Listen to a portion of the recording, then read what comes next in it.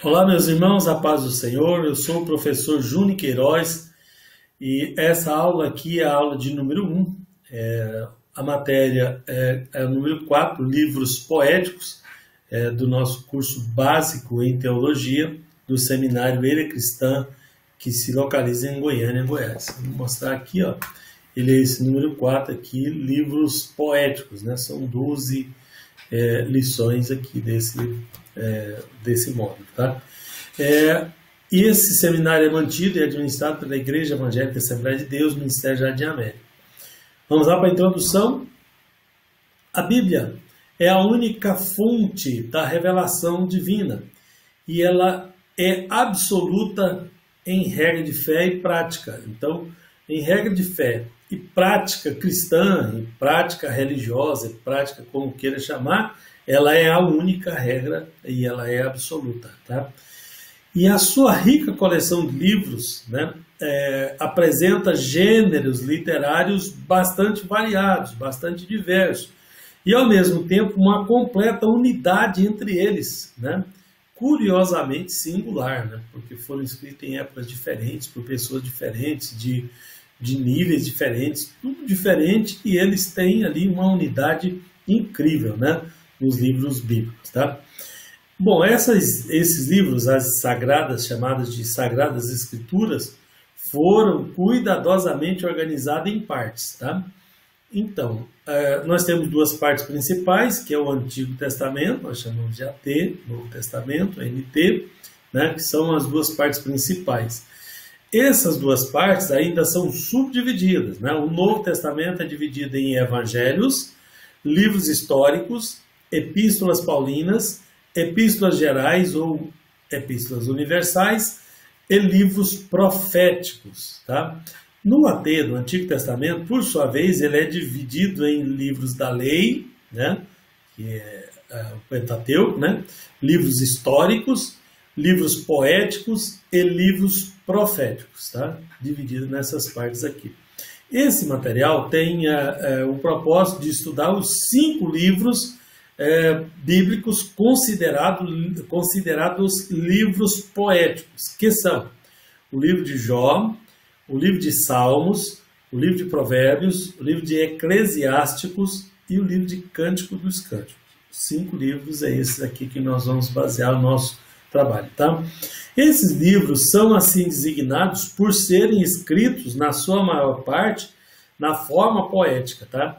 Temos outros livros na Bíblia que contêm poemas, né? Mas não são considerados livros poéticos, porque são pequenas partes ali no livro de Gênesis, no livro de Êxodo, Deuteronômio, Juízes, né? Também no Novo Testamento tem alguns poemas lá, tá? Então, mas não são livros poéticos, porque a sua maior parte não é poesia, não é escrito na forma poética, tá? Bom, na página 10, os livros poéticos, com exceção de salmos e cânticos, tá? Ou cantares, né? Também são identificados como livros sapienciais. Sapienciais, o material vai falar muito desse nome, tá? Que vem de sabedoria, de inteligência racional, né? Para você ter uma ideia, Homo sapiens, sapiens, né, é saber, inteligência, né, e ter condição inteligente. Então, esses livros são livros de sabedoria, né, de exemplos de sabedoria, por apresentar um conteúdo, né, acentuado, de didática e muitos exemplos de sabedoria, tá? Já o livro de Salmo e o livro de Cântico é chamado de ínicos, porque ele é apresenta uma literatura, na sua maior parte, de orações e louvores, tá? E mesmo as orações, né, e também os louvores, tudo isso era cantado no meio do povo de Israel, tá? Eu explico por quê daqui a pouco, tá? Bom, nós temos então a classificação dos livros poéticos em 2 grandes partes, né? Os livros sapienciais e os ínicos, tá? Os sapienciais são aqueles que tratam do ensino acerca da vida, né? Da sabedoria humana, tá? E são Jó, Provérbios e Eclesiastes, tá? Os ínicos são cânticos, né? E são louvores, que é o livro de Salmo e o livro de Cântico dos Cânticos, tá? Nós temos aí uma nota do Vuelta, né? Que diz: o povo hebreu superou na poética e na lírica a todos os outros povos. Então encontrou o povo hebreu no gênero literário ínico o caminho para invocar e para cantar diretamente ao seu Deus, expressando assim poeticamente o seu amor e o seu louvor, tá? Então o povo hebreu usou essa forma de ínica e essa forma poética para se expressar a Deus, tá? A literatura, na página 11, a literatura sapiencial de Israel é orientada pelos sábios e anciãos que fundamentam os seus ensinos sobre a experiência do seu povo na fé do Senhor, tá? Que é o Senhor Jeová ou Yahvé, tá?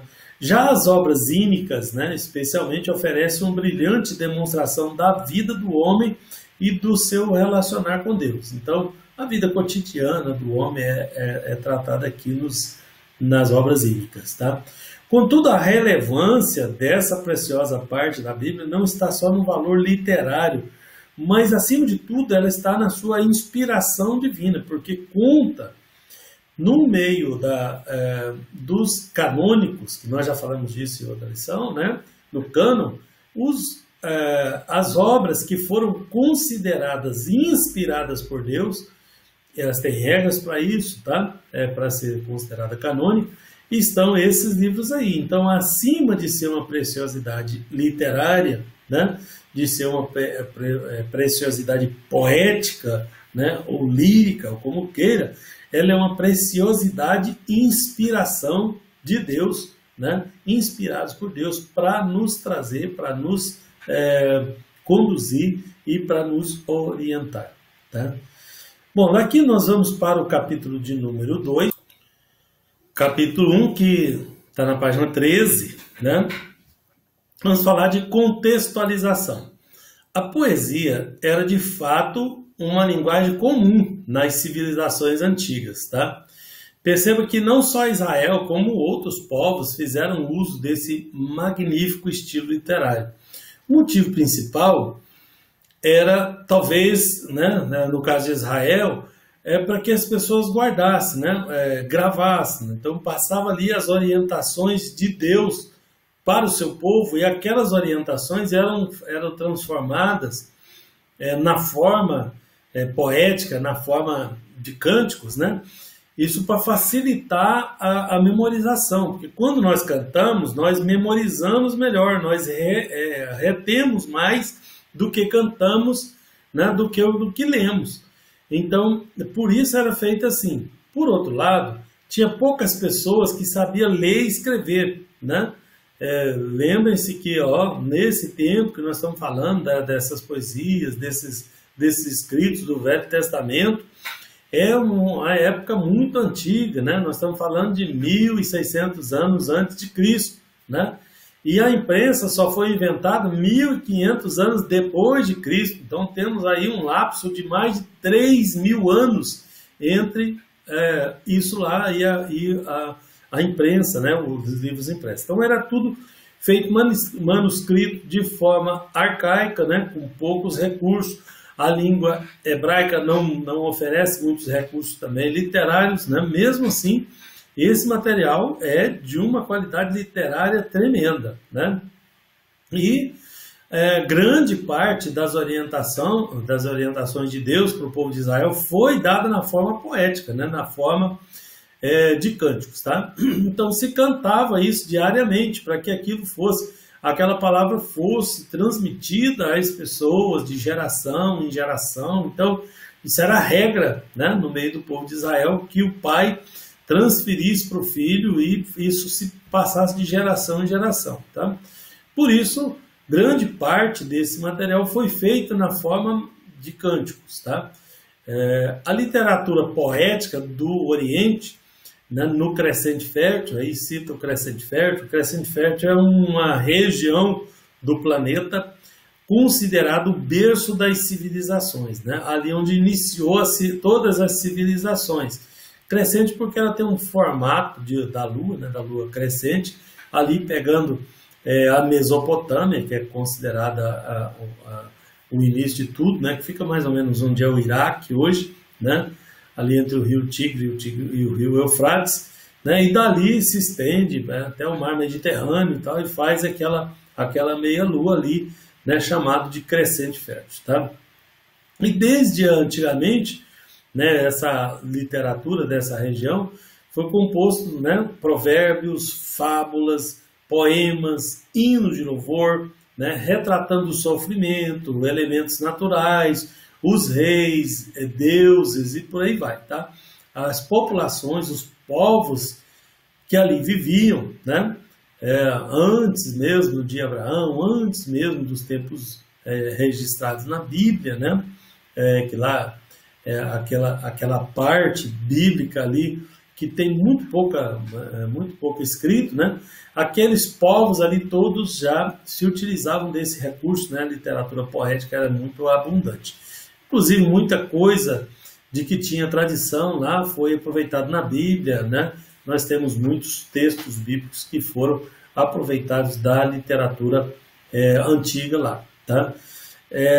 Na página 14, fala que vários textos poéticos mesopotâmicos, né, sumérios e arcádios, né, são duas civilizações, receberam muita atenção pelos historiadores, tá? Porém, esse material em nada se compara com as obras bíblicas, tá?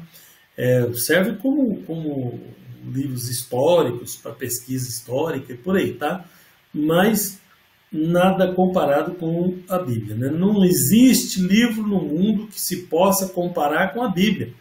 Não há best-seller, não há nada que a gente possa falar, não, isso aqui dá para chegar pertinho, ou tal, tá?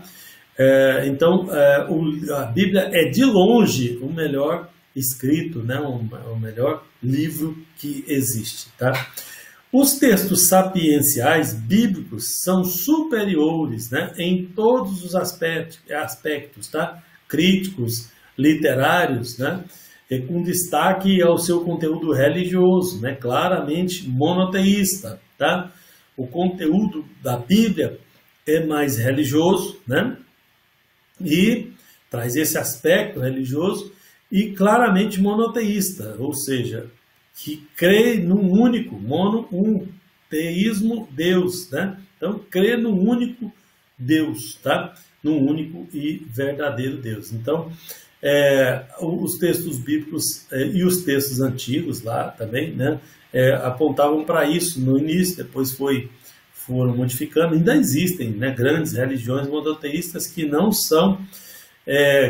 creem da forma que nós cremos no único e verdadeiro Deus, mas são monoteístas também, né?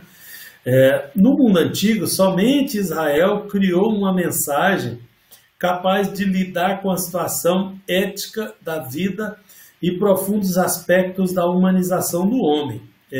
Lembrem-se que o texto bíblico, que o texto que nós temos, é um texto extremamente ético, tá? A Bíblia exige uma postura, exige um conceito ético daqueles que querem seguir os seus mandamentos muito grande, tá? Então, o texto bíblico é muito ético, é muito cheio de aspectos humanos, aspectos da humanização do ser humano que precisa ser estudado isso aí, tá? No capítulo 2, nós vemos aí, né, dizendo que a porção bíblica, prestem bem atenção nesse detalhe, hein? A porção bíblica dos livros poéticos, na maior parte do seu conteúdo, pertence ao período de ouro da história de Israel, que é a era de Davi e a era de Salomão, né? No tempo de Davi, no tempo de Salomão, foi o tempo de ouro quando foi escrito a maior parte desses livros poéticos aí, tá? Talvez pelo desenvolvimento da história, naquele tempo ali, as pessoas já estavam escrevendo mais, já estavam colocando aquilo, né, já tinha materiais para escrever, né? Quanto mais antigo, mais complicado era, porque não tinha materiais adequados para se escrever, né, para se colocar na forma escrita para que aquilo fosse preservado. Inclusive, é um dos grandes enigmas da humanidade, é como a Bíblia foi preservada, né? Porque é um material perecível, né? É um material orgânico, facilmente perecível, que foi passado de geração em geração e o único que conseguiu sobreviver pelos séculos dos séculos. Nós temos aí alguns exemplos, algumas tabuinhas escritas em linguagem antiga, escritas em pedras, em cavernas, né? Ou escritas em argilas e assadas no forno, que foram preservadas, mas imagina isso muito pequeno, né? Uma tabuinha de argila é muito pequena e a quantidade de informação é muito pequena em relação a tudo que temos na Bíblia, tá? Os livros de Provérbios, Eclesiastes e Cantares são geralmente atribuídos a Salomão, tá? As pessoas atribuem, apesar de que não tem uma indicação bem segura. Todos os livros da Bíblia têm objeção quanto à autoria, tá? Todos eles. E grande parte dos Salmos se atribui a Davi, tá? O livro de Jó e parte dos Salmos recebem atualmente uma definição complexa e variada, tá?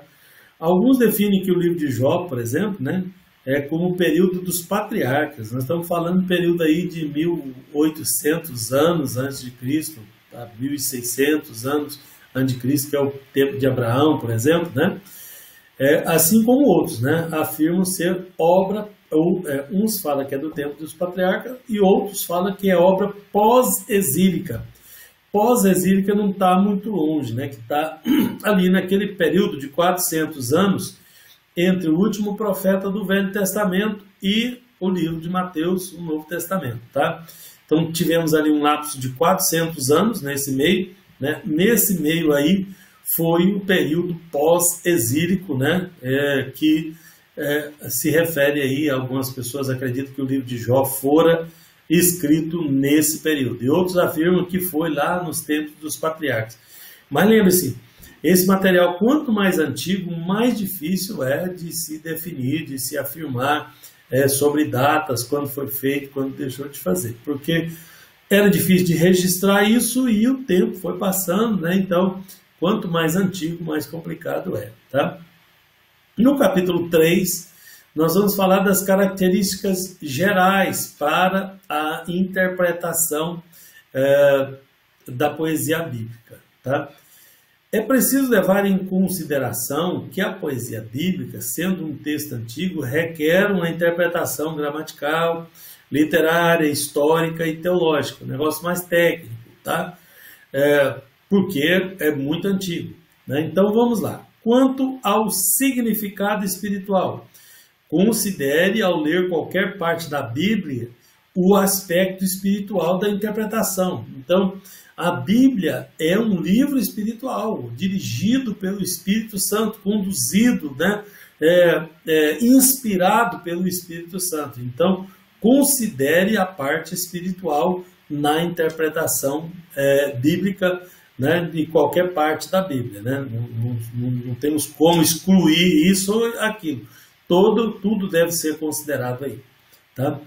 E quanto à sua composição, é fundamental acreditar na composição especial desses livros como inspirados pelo Espírito de Deus, tá?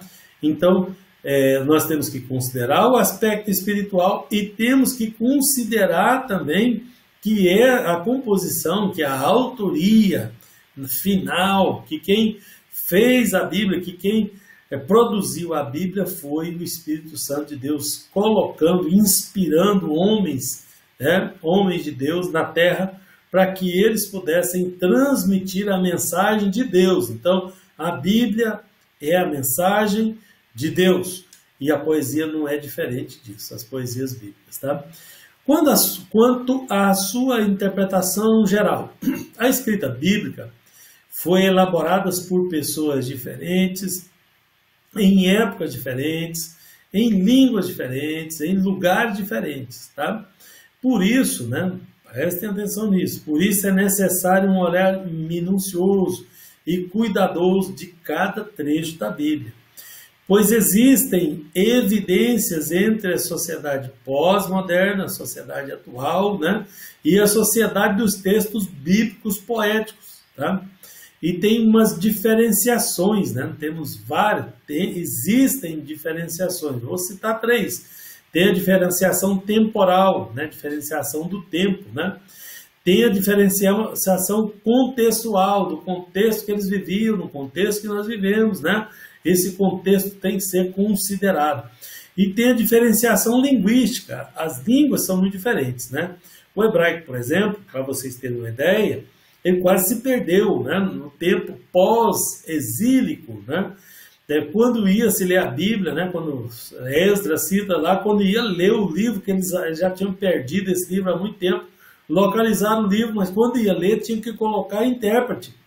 Porque o povo que voltou da Babilônia, do exílio da Babilônia, eles não entendiam mais a própria língua. A língua já tinha sofrido influência e interferência dos babilônios. Então, aquela diferença ali quase que se perde, né? Quase que se perde a língua hebraica, porque ela tem poucos recursos. É uma língua que não tem vogais, né? Não tinha, depois foi providenciado um meio aí, os maçoretas fizeram um meio que ela colocou sinais vocálicos, porque senão ninguém não conseguia nem aprender a língua. A pessoa sozinha, sem outro ensinar, não consegue aprender a língua. Imagine uma língua que só tem consoantes. Você pega 3 consoantes, coloca junto, mas como é que vai, qual que é o tom, como é que vai ser isso aí? Já pensou? A língua hebraica é mais ou menos isso. Então, temos a dificuldade linguística, temos a tradição, né? Então, há uma diferenciação muito grande aí, tá? A diferenciação linguística é muito grande, tá? E quanto ao gênero e estilo? Para compreender melhor o gênero literário, é preciso uma identificação do tipo de composição literal, tá? Assim, analisando o sentido alcançado, o significado dos textos lidos. A literatura é dividida em gêneros literários, que é poesia, a história, a geografia, gênero literário, tá? Esses gêneros, esses vários gêneros é bem subdividido, aí esse é meio técnico, né? A pessoa tem que entender bastante de linguística e de literatura para compreender bem esse detalhe aí, mas saiba, basicamente, você, aluno do curso básico de teologia, precisa saber que existem vários gêneros literários aí dentro da Bíblia, né? E nós precisamos estudar isso aí, pelo menos, para a nossa compreensão e interpretação dos textos bíblicos, tá? Dos textos citados. Muito bem, nós vamos terminar por aqui, né? Terminamos no capítulo 3, próxima aula nós vamos para o capítulo de número 4, né? Que Deus abençoe vocês em nome de Jesus.